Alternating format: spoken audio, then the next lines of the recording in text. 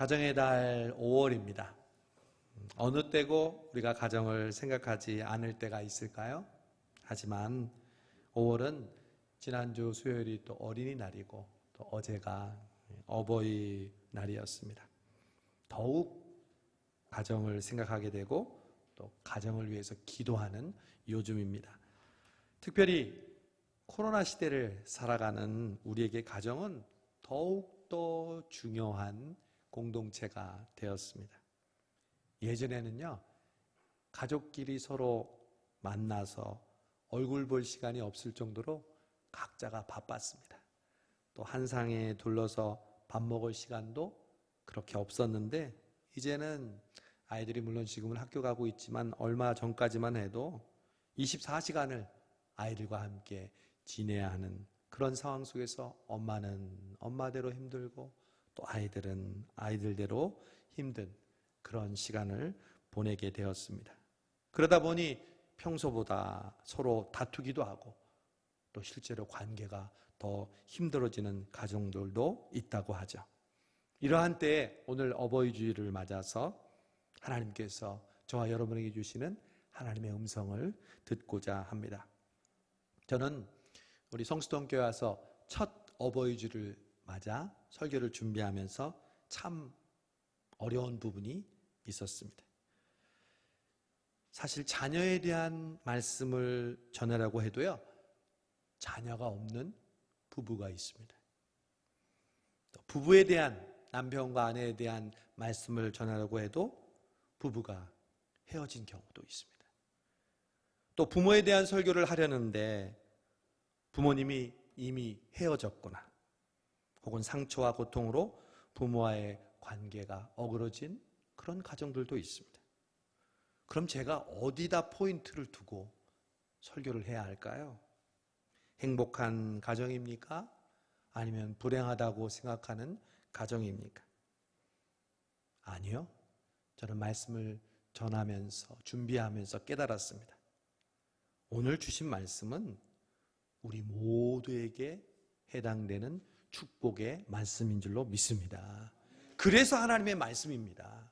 특별한 상황과 환경 속에 있는 사람에게만 주는 말씀이 아니라 오늘 말씀은 우리 모든 가정에게 주시는 하나님의 축복의 말씀인 줄로 믿습니다.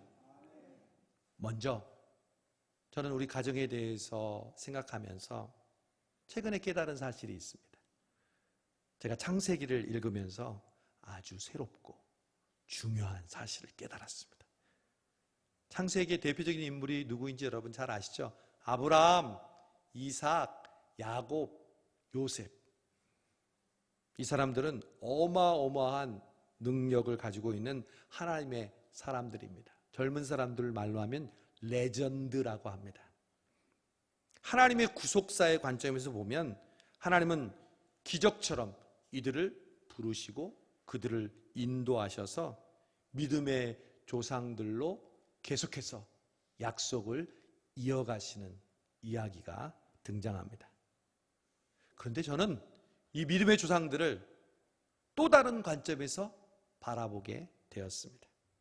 그들의 믿음이나 하나님의 구원 역사가 아니라 바로 가정이라는 스펙트럼으로 그들의 가정을 들여다보게 되었습니다.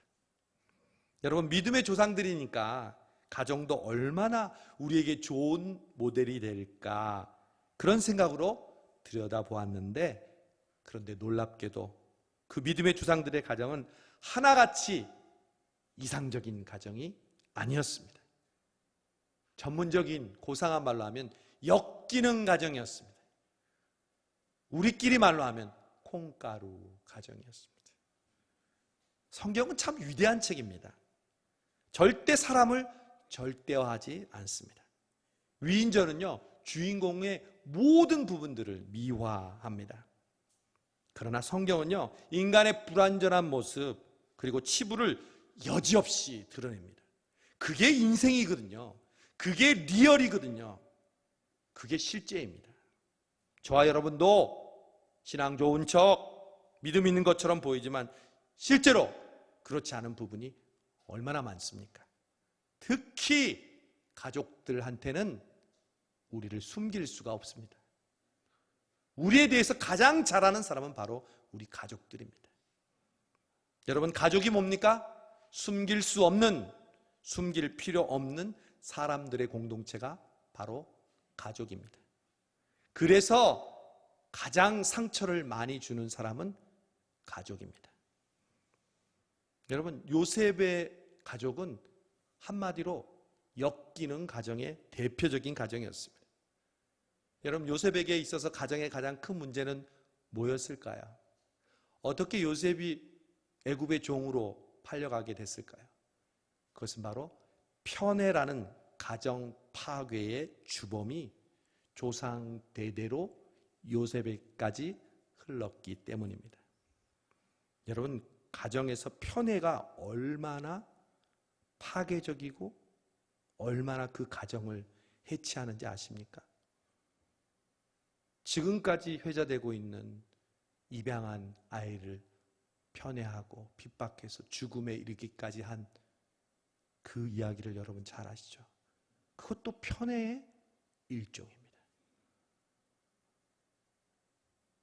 여러분, 믿음의 주상들은 이 편애의 굴레를 벗어나지 못했습니다.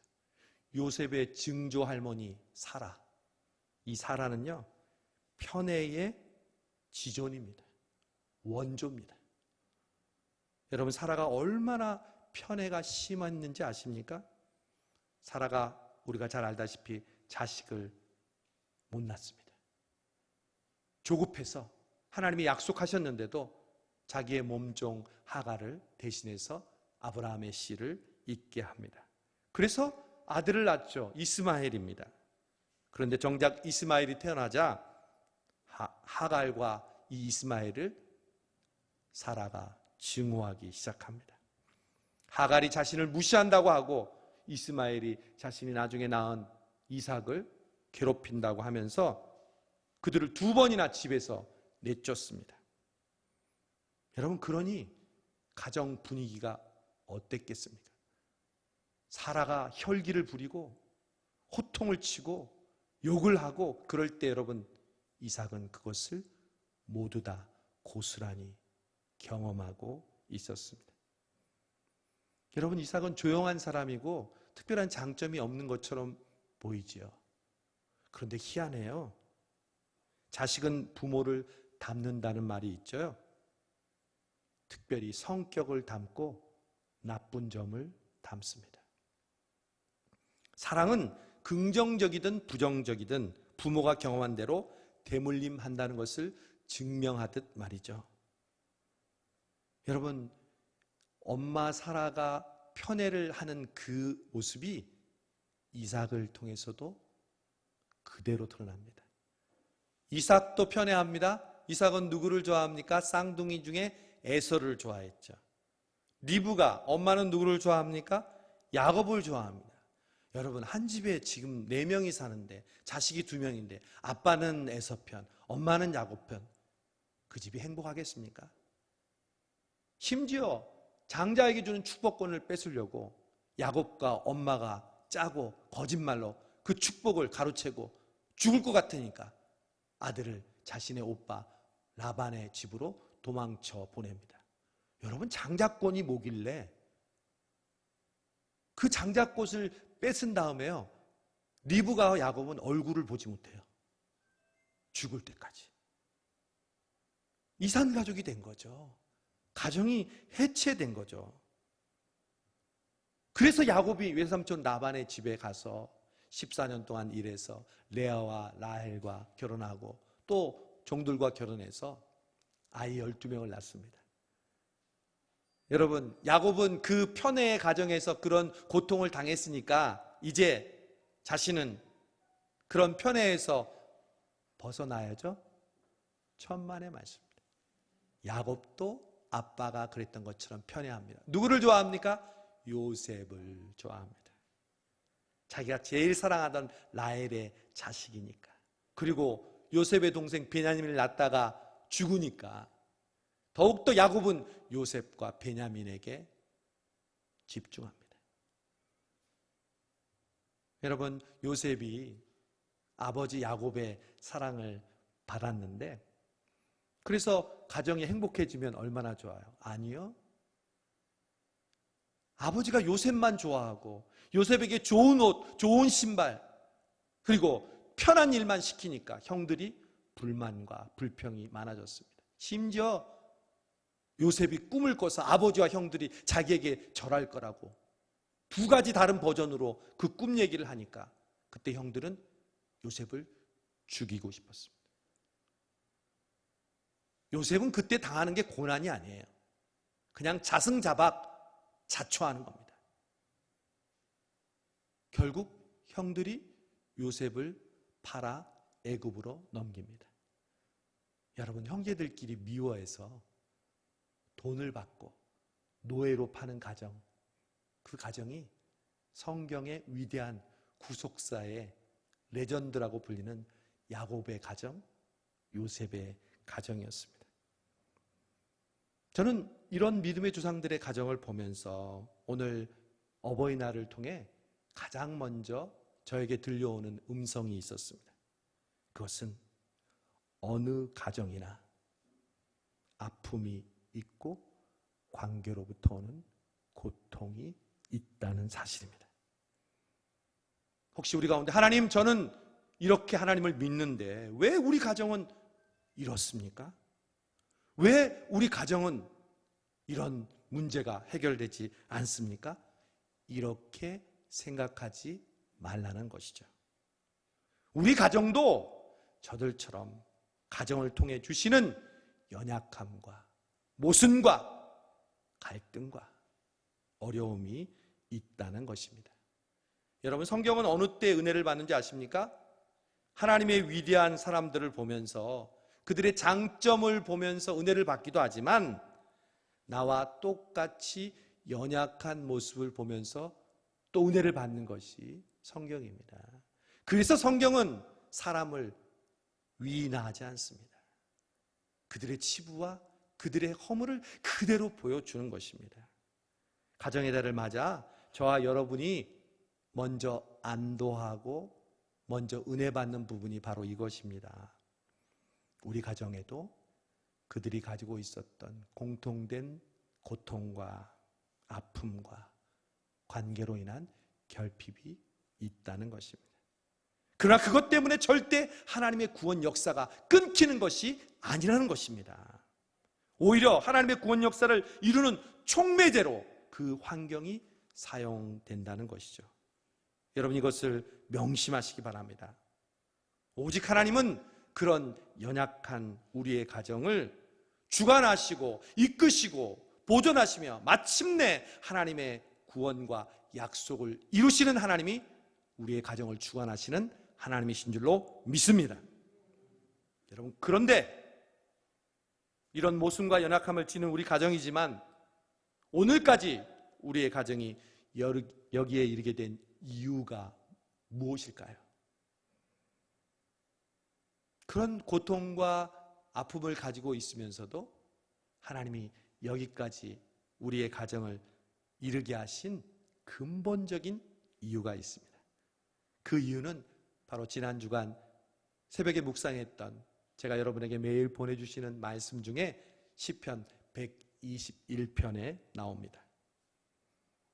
내가 산을 향하여 눈을 들리라. 나의 도움이 어디서 올꼬? 나의 도움이 천지를 지으신 여호와에게서로다.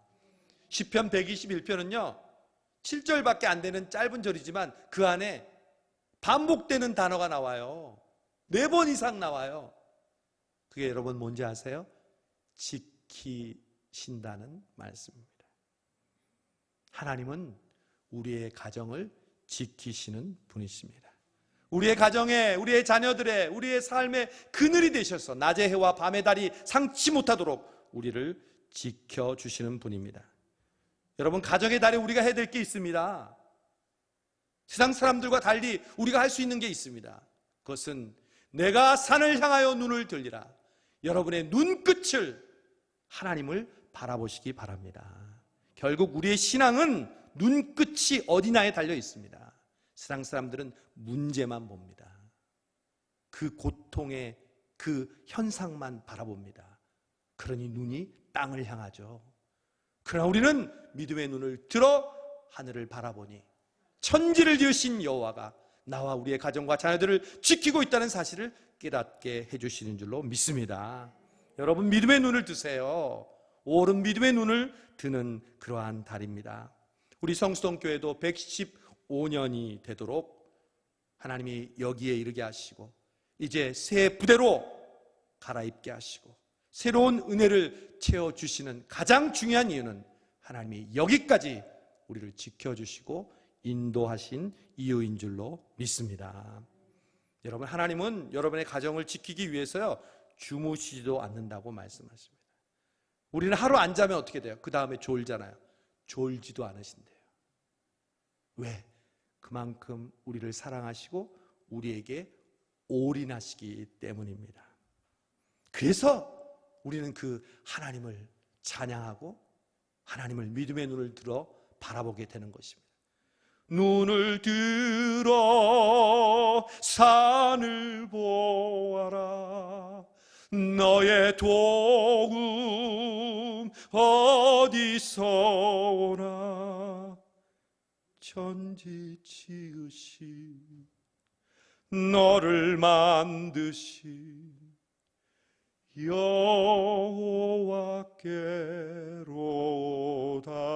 여호와께로다. 아멘, 아멘. 여러분, 눈만 들어보면 압니다. 하나님이 우리를 얼마나 도와주시고 지켜주시고 인도해 주시는지. 오늘 이 어버이 주일에 우리의 믿음의 눈을 들어 그 하나님을 바라보신 우리 성수동 교회가 되기를 바랍니다. 여러분, 오늘은 어버이 주일입니다. 특별히 오늘 읽은 에베소서의 본문은 가정에 대한 교훈을 출애굽기에 나오는 10계명을 인용하면서 먼저 자녀들에게 이렇게 권면합니다. 자녀들아, 주 안에서 내 아버지와 어머니를 공경하라. 우리가 어버이 주일마다 수없이 들어왔던 말씀입니다. 여러분, 이 말씀이 10계명의 말씀이라고 오늘 성경은 우리에게 말씀하고 있습니다. 10계명은 모세에게 주셨던 하나님의 우리의 가장 중요한 명령이죠. 1계명에서 4계명은 하나님께 대한 명령, 5계명부터 10번째 계명은 인간과 인간 사이의 계명을 말합니다. 그 중에 인간과 인간 사이에 지켜야 할 계명 중 제일 첫 번째, 5번째 계명이 바로 내 부모를 공경하라입니다. 여러분, 가장 처음 써졌다는 것은요, 가장 중요하다는 것을 의미합니다. 하나님이 가장 귀중한 가치를 둔다는 말씀입니다. 6번째가 뭐죠? 살인하지 말라. 7번째가 뭐죠? 간음하지 말라. 여러분, 살인죄와 간음죄보다 부모를 공경하지 않는 죄가 더 큰 죄라는 사실을 여러분 알고 있었습니까? 우리는 다른 사람들이 살인했다고 하고 간음했다고 하면 어떻게 저럴 수가 하면서 내 자신이 부모를 공경하지 않을 때는 그 정도의 마음으로 우리의 잘못을 돌아보고 있습니까?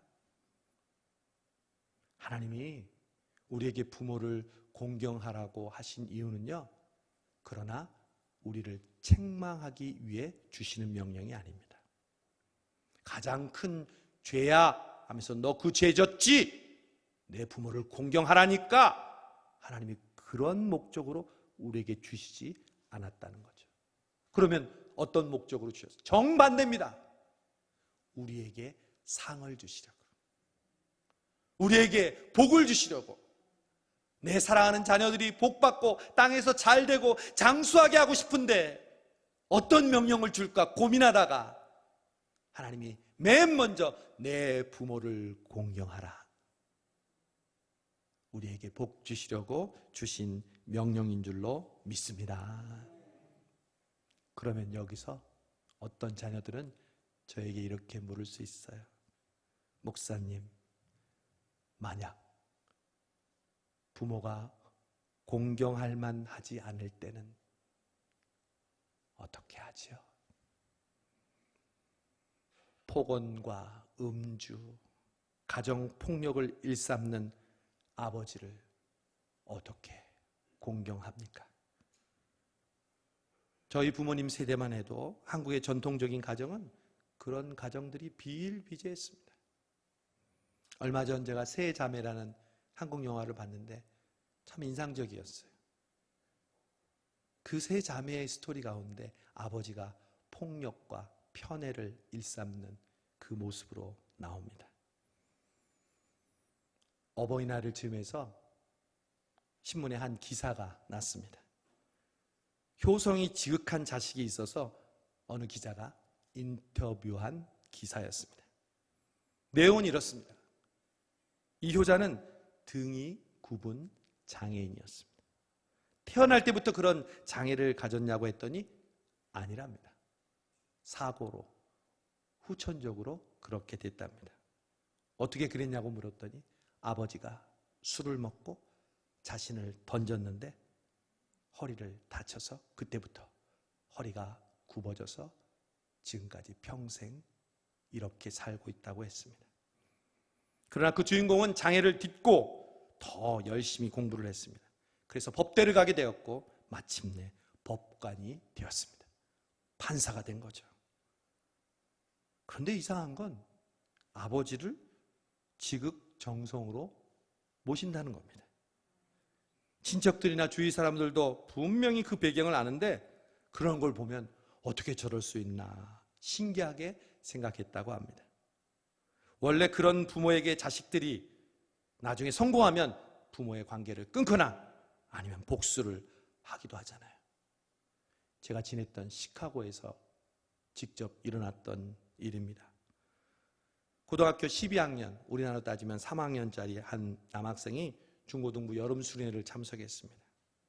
수련회 마지막 날 캠프파이어를 하면서 돌아가면서 간증을 하게 되었습니다. 근데 이 친구는요, 아주 근육이 울퉁불퉁해요. 얼마나 헬스를 열심히 했는지 영화배우에 나오는 영화배우처럼 몸이 너무너무 좋았어요. 이 학생이 자기 차례가 오니까 눈물을 흘리면서 자신의 이야기를 하는 거예요. 자신에게는 어렸을 때부터 자신과 엄마를 폭행하고 폭언하는 아버지가 있었는데 그런 아버지에게 학대를 받으면서 이 학생은 어려서부터 증오심을 불태웠습니다. 그래서 언젠가 내가 아버지보다 더 힘센 사람이 되는 날 난 내 손으로 아버지를 죽이리라. 그런 목표를 세우고 누구보다도 근력 운동을 열심히 했습니다. 그리고 드디어 고등학교를 졸업할 무렵 아버지보다 더 강한 남자가 되었다고 생각하고 아버지를 살해할 결심을 세웠습니다. 그러던 차에 마지막으로 친구의 권유로 여름 수련회에 참석했습니다. 그때 수련회를 통해서 하나님을 만나게 되었고 하나님이 역사하셔서 회개하면서 아버지를 용서하기로 사랑하기로 결심했으니 여러분 저를 위해 기도해 주십시오. 이런 간증을 했다는 거죠. 여러분 판사가 된 그 장애인 아들도 왜 그런 마음이 없었겠습니까? 그래서 기자가 물었습니다. 아버지를 그렇게 존경하고 사랑하십니까? 그래서 이렇게 아버지를 잘 모십니까? 그래서 뜻밖의 대답을 합니다. 아니요. 아버지를 존경하고 사랑해서가 아니라 나의 부모니까 성경에서 내 부모를 공경하라 했으니까 그 자식된 도리로 저는 아버지를 섬길 뿐입니다. 이 자리에 있는 자녀 여러분, 여러분이 존경할 만하고 사랑할 만해서 부모님을 공경하십니까? 예, 대부분 여러분의 부모님은 공경할 만하고 사랑할 만한 위대한 분이십니다. 혹은 그럼에도 불구하고 공경할 만한 부모님이 아니라고 말하고 싶은 자녀들이 있습니까? 그래도 공경하시기 바랍니다. 내 부모를 공경하라는 말씀은 공경할 만한 부모만 공경하라는 말씀이 아니기 때문에 그렇습니다. 내 부모니 공경하라고 말씀하십니다. 보이는 부모님을 공경하지 못하면서 보이지 않는 하나님을 경외하고 공경한다는 것은, 성경은 그것은 분명히 위선이고 거짓이라고 말하고 있습니다. 여러분, 그런데 오늘 말씀은요, 자녀들뿐만 아니라 부모들에게도 주시는 말씀이 있습니다. 어버이날은요, 부모가 자식에게 가만히 카네이션 받고 선물 받고 식사 대접만 받는 날이 아닙니다. 그건 세상 사람들의 어버이날이죠. 여러분, 그리스도인들은 이 어버이날 부모도 자신을 돌아보는 날이 어버이날입니다. 여기 있는 부모 여러분, 여러분은 자식들이 효도하기를 그렇게 바라는 것처럼 여러분들은 오늘 성경이 말하는 부모로 살아가고 계십니까? 여러분, 오늘 저는 부모에게 주시는 하나님의 말씀을 듣고 솔직히 새롭고 신선한 충격을 받았습니다. 자녀들에게 내 부모를 공경하라, 이 말은 수없이 들어왔는데, 그러면 부모는 자녀들에게 어떻게 해야 할까요? 오늘 4절 말씀을 보십시오. 또 아비들아, 부모들아, 너희 자녀를 뭐하게 하지 말라? 노엽게 하지 말라. 아니, 부모니까 너희 자녀들을 내가 사랑한 것처럼 너희도 자녀를 사랑하여라. 이게 자연스럽지 않습니까? 그런데 뭐라고 합니까? 제발 자녀들을 화나게 하지 말아라. 여러분, 얼마나 부모들이 자녀들에게 화를 내도록 했으면. 오늘 성경이 말하는 거예요. 제가 얘기하는 게 아니에요. 부모들아, 아비들아, 자녀들을 노엽게 하지 말아라. 스트레스 받게 하지 말아라. 힘들게 하지 말아라. 부모 여러분, 여러분의 자녀들이 어리거나 청소년이거나 청년이거나, 아니 40, 50대라 할지라도 부모님 때문에 자녀들이 얼마나 스트레스를 받고 노여워하는지 부모님은 알고 계신가요? 얼마나 다른 자식처럼 내가 더 효도 받아야 할 것만 생각하고 있지 않습니까? 부모들은 자녀들을 대할 때 자신의 욕심의 도구로 보고, 자신의 마음대로 안 되면 부모라는 미명 아래, 시어머니라는 미명 아래 함부로 말하고 혈기 부리고, 자신이 원하는 건 끝까지 포기하지 않는 고집 부리는 부모들 때문에 자녀들이 얼마나 힘들어하는지 아십니까? 성경은 말합니다. 너희의 자녀들을 화나게 하지 말아라. 여러분, 그러면 부모들은 자식들을 화나게 하지 않고 무엇을 해야 할까요? 또 나와 있어요. 오직 주의 교훈과 훈계로 양육하라.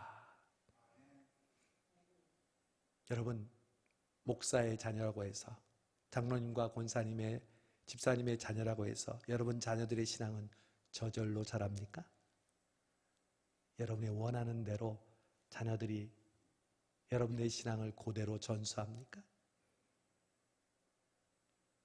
여러분들은 언제 자녀들을 말씀으로 가르쳐 보셨습니까? 그냥 공부 잘하고 학원 잘 다니고 건강하고 대학 가고 직장 취업하고 결혼해서 애 낳고 사는 그런 자녀의 부모로 여러분은 만족하고 있지 않습니까? 그건 세상 부모들과 하나도 다를 것이 없습니다. 아니, 세상 부모들이 우리보다 더 잘합니다. 여러분, 세상 부모들이 결코 할 수 없는, 우리 믿음의 부모들이 자녀들에게 할 수 있는 것이 있습니다. 그것은 바로 주의 말씀과 믿음으로 자녀들을 가르치고 양육하는 일인 줄로 믿습니다. 여러분, 코로나가 뭡니까? 이제 교회가 아이들의 신앙을 책임져주는 시대는 지났습니다. 교회는 절대 아이들의 신앙을 책임져 줄 수 없습니다. 왜요? 일주일에 한 번 교회도 못 오는데요. 일주일에 1시간 예배 드리는 것도 이제는 확진자가 많으면 못 보내는데요. 이제 교회의 책임이, 신앙이 책임이 교회에 있는 것이 아니라 바로 가정에 있는 시대에 우리는 돌입했습니다. 여러분의 부모를 보고 우리의 자녀들은 그대로 신앙을 전수받게 될 것입니다. 여러분, 여러분의 자녀들과 말씀을 읽으십시오. 예배를 드리십시오. 기도를 하십시오. 그냥 하는 소리가 아닙니다. 저는 목사로서 반성했어요. 저희 아이들이 개척교회부터 저희와 함께 있어서 교회 학교도 없었거든요. 그냥 어른 예배에 참석하게 하고, 그러면서 큰 탈 없이 신앙생활 잘하는 줄 알고 있는데 미국에 떨어져 있잖아요. 제가 내일부터 제 아들과 투두 나투두를 결심했습니다. 첫 번째, 시편 한 장, 잠언 한 장, 마가복음 한 장을 목소리 내서 읽어서 녹음해서 서로에게 주기로 했습니다. 저는 내일부터 시편과 잠언과 마가복음을 소리내어 아내와 함께 읽으면서 녹음해서 제 아들에게 보냅니다. 제 아들은 영어로 그것을 읽고 저에게 보내기로 했습니다. 그리고 일주일에 한 번 줌으로, 영상으로 아빠와 1대1 성경 공부를 하기로 정했습니다. 또 제가 정해주는 책을 읽고 그 책 챕터에 따라서 함께 대화를 나누기로 했습니다. 여러분, 그게 제가 지금까지 수많은 청년들과 함께 했던 양육 훈련이었고 그들을 교육시키는 방법이었습니다. 그러나 저는 한 번도 제 아들과 함께 그 일을 하지 않았습니다. 저절로 클 줄 알았습니다. 그냥 알 줄 알았습니다. 아니요. 여러분도 마찬가지입니다. 여러분의 자녀들을 위해서 부모들이 가장 사랑하는 마음을 해줄 수 있는 것은 재물이 아닙니다. 건강도 아닙니다. 바로 주의 말씀과 훈계로, 눈물로 그들을 위해 기도하고 양육하고 가르치는 일인 줄로 믿습니다. 여러분, 결심하세요. 말 안 듣고 싫어하고 힘들어한다는 것 알지만 억지로나 억압이나 화를 내면서 하지 마시고, 어떻게 하면 아이들과 가정이 함께 말씀으로 하나 되고 예배하고 기도하는 가정이 될 수 있을지 고민하시고, 저도 목회하면서 계속 고민할 겁니다. 저는 우리 성수동 교회가 우리 교회에 나오면 가정이 행복해지는 교회로 유명한 교회가 되기를 간절히 바랍니다. 아멘. 아멘. 나 혼자 잘 믿으면 뭐예요? 집에 있는 식구들은 근심과 걱정과 분노와 절망으로 빠져 있는데, 여기 있는 여러분 한 분 때문에 여러분의 가족이 살아나는 역사가 있기를 바랍니다. 마지막으로 저는 작년 8월 소천하신 저희 어머니의 기도문을 읽어드리고 말씀을 마치려고 합니다.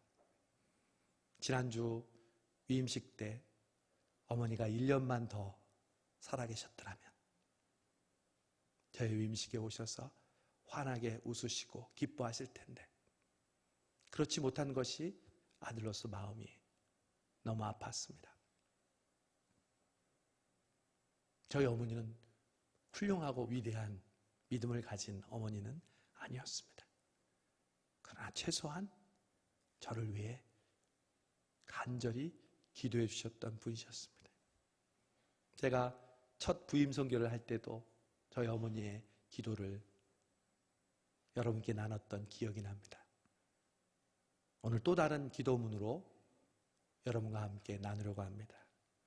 부모님 되신 여러분, 여러분의 자녀들을 위해서 할 수 있는 최선의 길은 기도밖에 없습니다.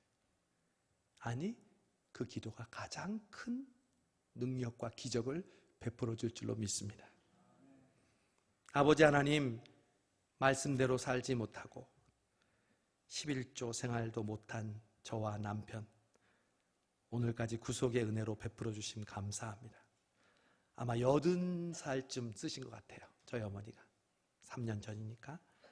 아버지 하나님, 주홍 같은 붉은 죄 저와 남편 백설같이 깨끗하게 씻어 주시옵소서. 믿음으로 승리하게 하여 주시옵소서. 오늘도 구속의 은혜를 베풀어 주심 송구스럽습니다. 남은 생을 주님 안에서 주님의 자녀로 새롭게 거듭나게 믿음 주시옵소서. 얼마 남지 않은 삶을 아버지 하나님께 기쁨을 드릴 수 있는 믿음 주시옵소서. 지난 부진한 삶을 회개하옵나이다. 앞으로 삶에 주님께서 천사가 흠모하는 귀한 삶으로 인도하여 주시옵소서. 성령 충만 주시옵소서. 말씀으로 회개케 하시고 돌같은 마음을 말씀으로 심령을 녹여주시고, 오 사랑하는 아버지 하나님, 남은 생에 순종의 기쁨으로 회개에 합당한 열매를 맺는 귀한 시간 되게 복 주시옵소서. 아버지 하나님 사랑합니다. 주님 사랑합니다. 김정환 목사 말씀을 대언할 때마다 성령의 은혜로 주님의 역사가 펼쳐질 수 있는 귀한 사랑의 시간이 되게 하여 주시옵소서. 찬양으로 영광받아 주시옵소서. 김정환 목사와 사모의 아름다운 노래로, 찬양으로 아버지 하나님께 영광 돌릴 수 있도록 큰 복 내려 주옵소서. 준석이 혜인에게도 큰 복 내려 주옵소서. 저는 아버지 하나님께서 사랑하는 것처럼 김정환 목사와 사모를 무척 사랑합니다. 아버지 하나님 감사합니다. 사모가 대안학교 음악선생으로 근무할 수 있도록 복 주심을 감사합니다. 저를 수원에 있을 때 아내가 대안학교 선생을 했거든요. 음악선생으로서의 사명 잘 감당할 수 있도록 아버지 하나님의 사랑과 은혜와 긍휼과 평강을 주시옵소서. 오 아버지 하나님, 남편 다리 아픈 것 치료하여 주시옵소서. 친할아버지, 외할아버지 수술한 곳 속히 완쾌되어 아버지 하나님께 영광된 삶을 살게 하옵소서. 사랑하는 예수님의 이름으로 기도합니다. 아멘. 추가라고 썼어요. 아버지 하나님, 저 당뇨병 좀 낫게 해주세요.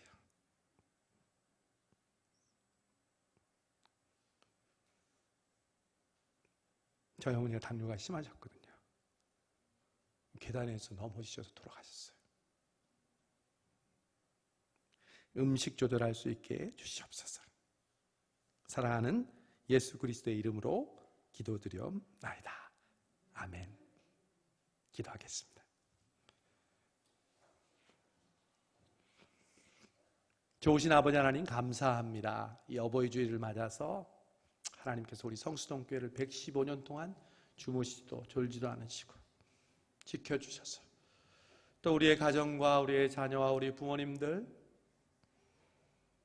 천지를 지으신 하나님께서 환난을 면케해 주시고 보호해 주셔서 오늘에 이르게 하신 것 감사하고 또 감사합니다. 우리 자녀들이 먼저 회개합니다. 부모님을 공경하지 못하고 부모에게 효도하지 못한 저희들을 용서해 주시고, 우리에게 상 주시려고 주신 이 명령 감사하며 기쁨으로 부모님께 효도하는 저희 자녀들 되게 하여 주옵소서. 우리 부모님들 회개합니다. 자녀들을 노엽게 하고 자녀들을 나의 욕심의 도구로 삼아 내 마음껏 부리려고 했던 우리 부모들을 용서하여 주시고, 오직 우리 부모들이 자녀들에게 믿음의 모범을 보이며 주의 말씀과 은혜로 자녀들을 가르치고 양육하는 우리 모든 부모님들, 우리 모든 성수동교회 성도들 되게 하여 주옵소서. 예수님의 이름으로 감사하며 기도하옵나이다. 아멘.